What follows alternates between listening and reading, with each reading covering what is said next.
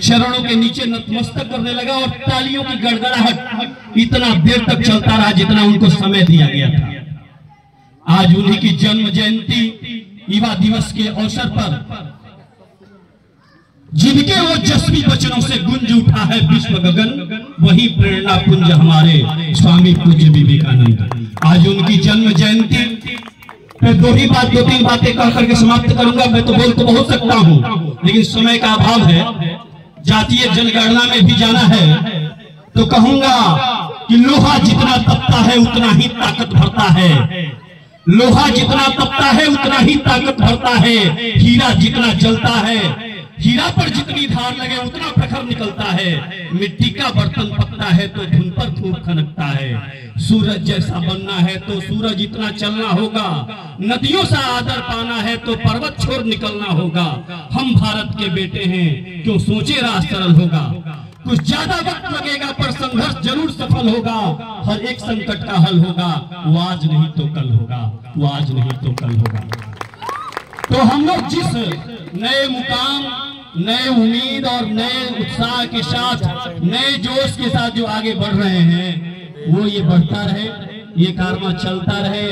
जिस उद्देश्य से अजय जी ने ये युवा सम्मान बच्चों के अंदर एक ताकत भरने का जो काम किया है, वो अहर्निश लगातार निरंतर कंटिन्यूअस चलता रहे, यही हमारी इनके लिए शुभकामना है। और जिस उद्देश्य के साथ इन्होंने अपना बैनर लगाया है, वो इनके जीवन में वो दिन आए, एक नए ऊंचाई और नए बुलंदियों को ये प्राप्त करें और युवाओं में जो जोश भरने का ये काम करते हैं वो हमेशा भरते रहें। स्वामी विवेकानंद जी के बारे में एक दो चीजें और बता करके मैं अपनी वाणी को विराम दूंगा।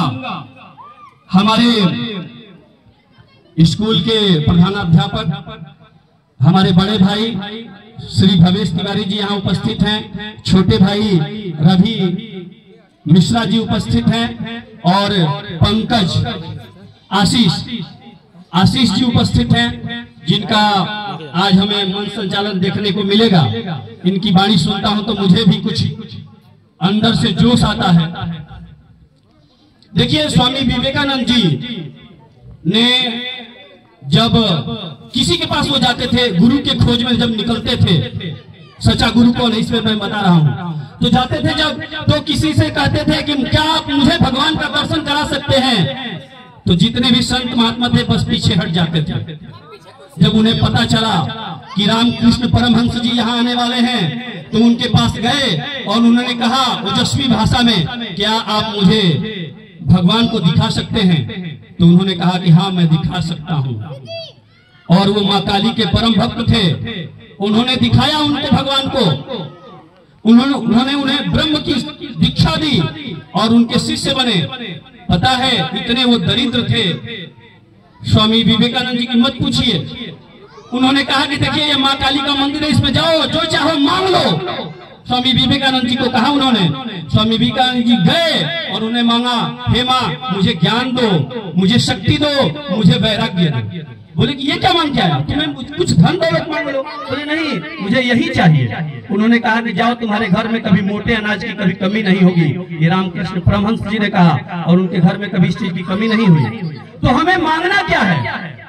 हमें यही चीज मांगने की जरूरत है। आज हम लोग बहुत कुछ मांगने के फेरे में पड़ते हैं। मुझे भगवान ने जितना दिया है वही अच्छा है। अपने कर्तव्य से जो मिलता है उसी को स्वीकार कर, न इधर उधर की तू बात कर। इसीलिए हमें जो मिल रहा है उसी चीज पे हम लोग उसी का उपयोग करें। हमें ज्यादा चाहने के चक्कर में कहीं न कहीं हम लोग विचलित हो जाते हैं। आजकल के शिक्षक बदलते हुए स्वरूप में दिखाई दे रहे हैं। अपने फैन फॉलोइंग बढ़ाने के चक्कर में पता नहीं क्या क्या बोलते हैं, मत पूछिए। शिक्षक को हमेशा कठोर होना चाहिए। सचिव बैर गुरु तीन जो प्रिय बोले भय हास, राज धर्म तन तीन करो हो ही बेगैनास। राजा का जो मंत्री है यदि प्रिय बोलने लगे, जिसको सचिव कहा जाता है, उसको मंत्री आजकल की भाषा में। मंत्री वैद्य यानी डॉक्टर, आपको डायबिटीज हुआ का एक खूब रसगुल्ला खाइए, अच्छा बात है क्या? तो ऐसे डॉक्टर की जरूरत नहीं है। और गुरु आपको प्रिय बोले, बहुत अच्छा चेला, आजकल तो इसकी कमी नहीं है। गलत कर रहा है लड़का, उसको शाबाशी दे रहा है कि कल ट्यूशन छोड़ देगा। इतने चक्कर में पड़े हैं लड़कों का, टीचर लोग की मत पूछिए, उसमें से मैं नहीं हूं। हमें कठोर बोलने की आदत होनी चाहिए। समाज को अच्छा रास्ता दिखाने के लिए आपको कठोर बनना पड़ेगा। और यदि आप कठोर नहीं बनेंगे तो आजकल कठोर बनेंगे तो आपकी पूजा नहीं होगी, आपको सब कहेंगे कि बड़ा कठोर खड़ूस आदमी है। तो सबसे बचने के लिए ये नहीं कि हम अपना रास्ता बदल देंगे, हम कभी अपना रास्ता बदलने वाले व्यक्ति नहीं हैं। स्वामी विवेकानंद जी कहा था कि हमको 100 आदमी मिल जाएगा तो हम भारत को विश्व गुरु बना देंगे, लेकिन वो 100 आदमी आज तक नहीं मिला। तो हमें 100 व्यक्ति की जरूरत है। स्वामी विवेकानंद जी जिस तरह के 100 व्यक्ति कल्पना किए थे, वैसे व्यक्ति हम लोग बने और अपने राष्ट्र को परम वैभव तक बजाएं। परम वैभवम नेतुमेतत् स्वराष्ट्रम समर्था भवत्वा सुसाते विषम, यही मंत्र लेकर आगे बढ़े और अपने देश को परम वैभव तक पहुंचाने का जो सपना था, उस सपना में हम आगे बढ़े। इन्हीं शब्दों के साथ मैं अपनी वाणी को स्वामी विवेकानंद जी के श्री चरणों में समर्पित करता हूं। जय विवेकानंद, जय भारत।